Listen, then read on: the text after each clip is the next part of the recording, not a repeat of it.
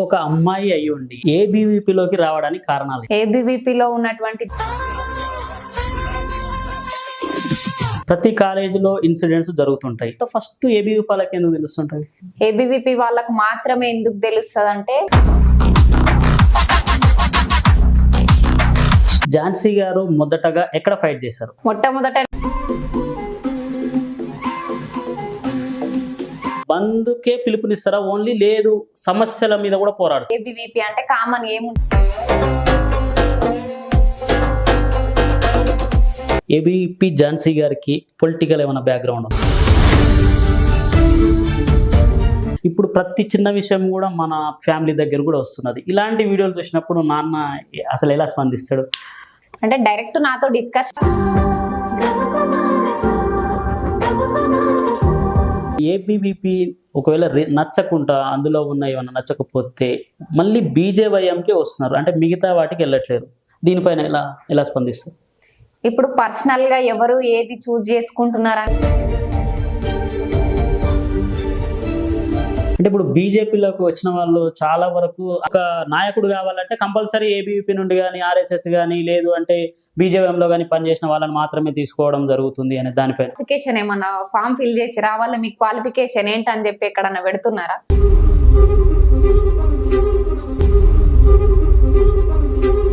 Constable only మీ జుట్టును పట్టుకొని లాగడానికి కారణం ఏంది? నా జుట్టు పట్టుకోవడానికి కారణం ఏంటంటే వాస్తవానికి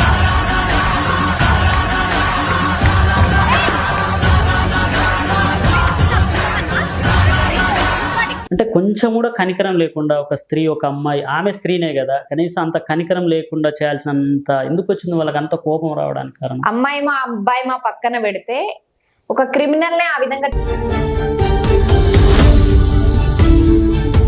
ఒక కాలేజీలో ఫుడ్ పాయిజన్ అయ్యింది, తర్వాత అమ్మాయిల బాత్రూంలలో సీసీ కెమెరాలు పెట్టి ఆ మెసేజ్ బయటికి రావడం, తర్వాత ఝాన్సీ ఎంటర్ కావడం, అక్కడ ఫైట్ చేయడం విద్యార్థుల తరపున, తర్వాత ఆ కాలేజీ యాజమాన్యము ఏబీవీపీ వాళ్ళని పిలిచి లోపల ఏమైనా సెటిల్మెంట్ జరిగింది అనేది టాక్ వచ్చింది. దీనిపైన మీరు ఏ విధంగా స్పందిస్తారు?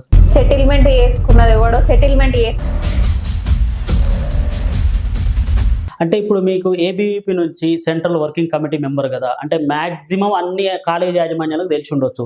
అంటే పోగానే ఏమైనా రెస్పెక్ట్ ఇస్తారా, లేదు అంటే ఒక స్టూడెంట్ ఆర్గనైజేషన్ నుంచి వచ్చారు కదా అనే ఒక ఆవేలో ఏమన్నా చూస్తారా? రెస్పెక్ట్ ఎక్కడి నుంచి వచ్చిందంటే ఎట్లా అనిపించింది ఆ జైలు జీవితం? జైలు జీవితం అంటే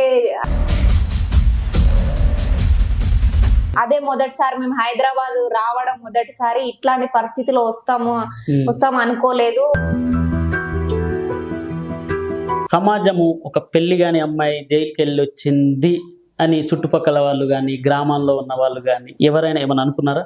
1% కూడా నిస్వార్థమెంత గొప్పదో ఈ పదము రుజువు కట్టగా. సో నా కూతురు ఒక 10 రోజులు జైల్లో ఉంది అని నాన్న ఏడ్చిన సందర్భాలు ఉన్నాయి. నా గురించి ఎమోషనల్ అయ్యేంత పరిస్థితి తీసిరాలు లక్ష వంపదాక్షరాలు రాయదా నిసీధి. అమ్మలేని లోటు కనిపించింది ఎప్పుడైనా? అంటే నాన్న అట్లా పెంచిండా 5గురిని? ఎంత పెంచినప్పటికీ కూడా అమ్మలేని లోటు.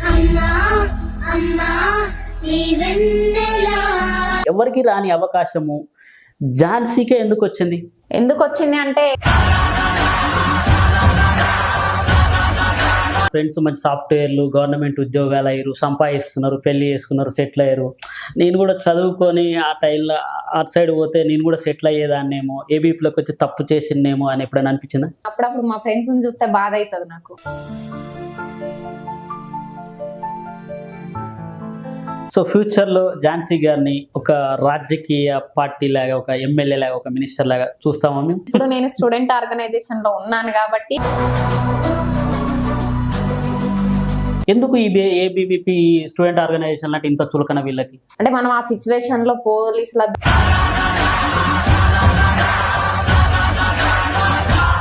ప్రభుత్వం అంటే ఏ ప్రభుత్వం? ఇప్పుడు ప్రస్తుతం కాంగ్రెస్ పార్టీ అధికారంలో ఉంది. ఇప్పుడు ఎట్లా ఉంది? ఇప్పుడు ఏదైనా ఊహించి చెప్పలేము కదా అన్న. పేన మీద నుంచి కార్పొరేట్ విద్యా సంస్థలు నారాయణ కానీ శ్రీ చైతన్య కానీ వాళ్ళ టేబుల్ మీదకి ఒక పేరు వెళ్తే ఆ పేరును మాత్రమే స్టేట్ ప్రెసిడెంట్, స్టేట్ సెక్రటరీగా నియమిస్తారు అనే ఒక టాక్ ఉన్నది. ఎవరు అర్హులు, ఎవరు న్యాయం చేయగలుగుతారు, దీని పట్ల ఎవరు